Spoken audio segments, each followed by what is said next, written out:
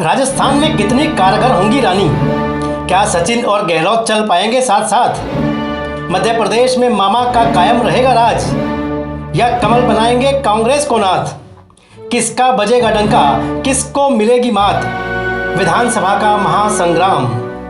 दोस्तों नमस्कार, मेरा नाम संजय मग्गू है और मौजूद हूं देश रोजाना के डिजिटल मीडिया प्लेटफॉर्म पर। आपसे चर्चा करने चला हूं हरियाणा के, हालांकि पूरे देश का मामला है लेकिन मैं बात आपसे हरियाणा ही कर रहा हूं। हरियाणा के एक ऐसे मुद्दे की कि बेरोजगारी है कि युवाओं को छूटती नहीं। आंकड़े कुछ ऐसा बताते हैं कि हरियाणा के अंदर जो बेरोजगारी का स्तर दिन प्रतिदिन बढ़ता जा रहा है। युवाओं के लिए रोजगार नहीं है, युवाओं के लिए नौकरी नहीं है। यानी कि युवा जो पीढ़ी है, युवा जो वर्ग है, वो रोजगार की तलाश में दर दर भटकता है। लेकिन हमारे जो रहनुमा हैं, जो हमारे नेता हैं, उनको हमारे युवाओं को, हमारे बच्चों को एडजस्ट करने की इतनी खास ललक नहीं होती। केवल ललक होती है तो एक होती है कि कैसे अपने बच्चों को एडजस्ट कर लें। इस वीडियो में आपको बताने चला हूँ हरियाणा के उन नेताओं के बारे में कि जिनके लाल हरियाणा के अंदर कमाल करने की तैयारी करते हैं। ऐसे नेता जो अपने लाल को आगे करके राजनीति के हसीन ख्वाब बुनते हैं, लेकिन सोच ये नहीं आती कि आखिर जो उनको नेता बनाने वाले, जो उनको चौधर सौंपने वाले, जो उनके हाथ में तख्तो ताज सौंपने वाली आम जन हैं, आम युवा हैं, उनके बारे में आखिर नेताजी की क्या सोच होती है। बड़ा सवाल ये होता है कि हरियाणा की जनता हो या देश की जनता हो, सबको अपने बच्चों के भविष्य की चिंता होती है। फिर चाहे वो राजनेता हो और चाहे वो आम आदमी हो। बड़े राजनेता तो सोच लेते हैं कि हमारा बच्चा फलां चुनाव लड़ेगा, फलां नेता बनेगा, फलां पार्टी से होगा, फलां ये होगा, वो होगा, लेकिन कोई ऐसी पॉलिसी नहीं बन पा रही। आज भले ही मुख्यमंत्री मनोहर लाल हैं हरियाणा के अंदर, भले ही मुख्यमंत्री को अपने किसी लाल को एडजस्ट करने की कोई चिंता नहीं है। हालांकि होना तो ये चाहिए था कि चिंता युवाओं की बहुत ज़्यादा होती, लेकिन जो आंकड़े बता रहे हैं वो ये कहते हैं कि उनकी चिंता कुछ और ही है। यानी कि जो हमारे जो लाल हैं, जो हमारे आम जन के बच्चे हैं, उनकी चिंता कौन करेगा। मैं आपको एक उदाहरण के तौर पर बताता हूं कि किस प्रकार नेताओं को अपनी औलाद की चिंता होती है, अपने बच्चों की चिंता है। एक पूर्व विधायक कुछ दिन पहले कह रहे थे, मीडिया कर्मियों से बातचीत चल रही थी कि इस बार वो चाह रहे हैं कि वो खुद चुनाव लड़ने की बजाय अपने सुपुत्र को चुनाव लड़वा दें, अपने बेटे को चुनाव लड़वा दें। उनसे अगर पूछा गया कि क्या आपके एरिया में कोई और युवा नहीं बचे, तो नेताजी बगले झांकने लगे, जवाब नहीं दे पाए थे। नेताजी कौन थे आप भी समझ रहे होंगे। एक अकेले वही नेता नहीं है। आप कहीं नज़र दौड़ा लें, किसी पार्टी में देख लें, राजनेता तैयार हैं अपनी संतान को एडजस्ट करने के लिए। अगर बात फरीदाबाद की करें तो हमारे जो केंद्रीय राज्य मंत्री हैं कृष्ण पाल गुर्जर, उनकी भी इच्छा है कि उनका पुत्र जो देवेंद्र उप महापौर थे, तिगांव से टिकट मांगते रहे हैं। महेंद्र प्रताप सिंह पूर्व मंत्री हैं, कई बार विधायक रहे हैं, खुद इस समय सांसद की इच्छा करते हैं, तो बेटा विजय प्रताप विधानसभा के टिकट चाहते हैं। अगर अन्य नेताओं की बात करें, जयप्रकाश हैं, कांग्रेस के बड़े नेता हैं, आदमपुर से उपचुनाव में अभी हारे थे, वे भी कलायत से अपने सुपुत्र को टिकट दिलवाने के लिए बताते हैं कि गोटियां बिठा रहे हैं। राव इंदरजीत सिंह हैं, केंद्रीय राज्य मंत्री हैं, कई बार सांसद रहे हैं, विधायक रहे हैं।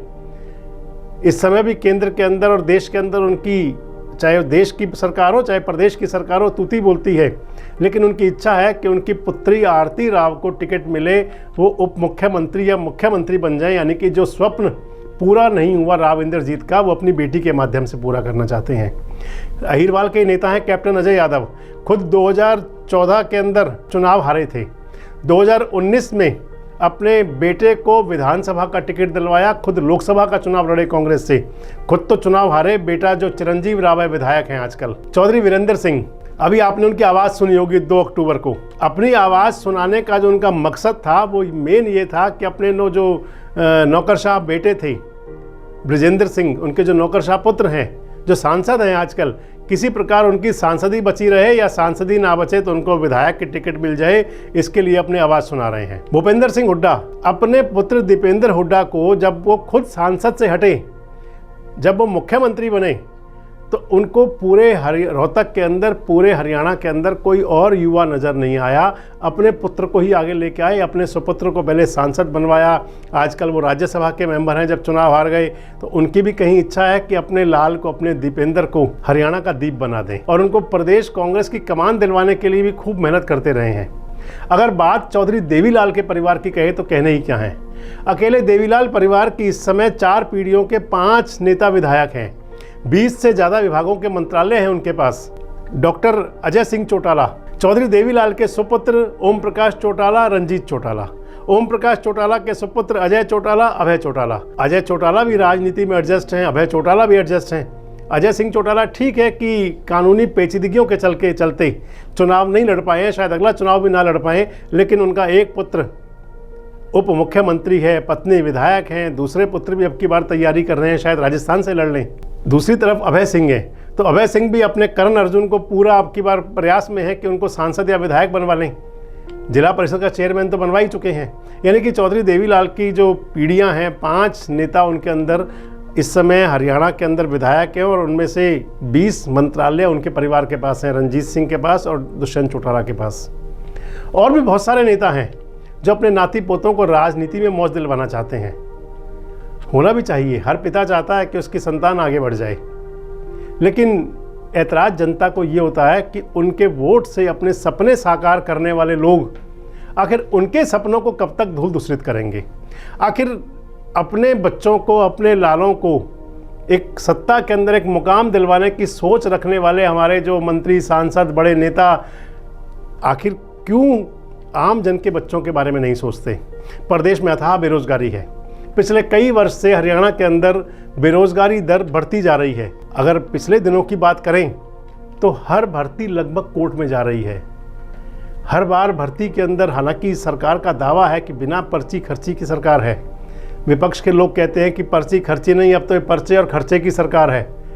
तो चाहे वो कांग्रेस की सरकार हो, चाहे वो आज की सरकार हो, हमेशा पर्चे लीक होना, अदालत में भर्तियां जाना, आखिर पढ़े लिखे बच्चों को और बेकार बना करके, उनको धक्के खिला करके, उनको नशे और अपराध की स्याह दुनिया का हिस्सा बना करके क्या राजनेता अपने बच्चों को एडजस्ट करके प्रदेश का और देश का स्वर्णिम भविष्य बना पाएंगे। पिछले 5 साल की प्रदेश की सीईटी की अगर देखें तो झुंझुना पकड़ा दिया जाता है, लेकिन वो झुंझुने भी कभी काम नहीं आते। मान लिया जाए कि 2023 चल रहा है, कई भर्तियां कोर्ट में हैं, 2024 आने वाला है, चुनाव शुरू हो जाएगा। पहले लोकसभा के चुनाव होंगे, फिर विधानसभा के चुनाव होंगे। आचार संहिताओं के चलते नौकरियां अटक जाएंगी, फिर 2025 आ जाएगा, सरकार नई बन जाएंगी।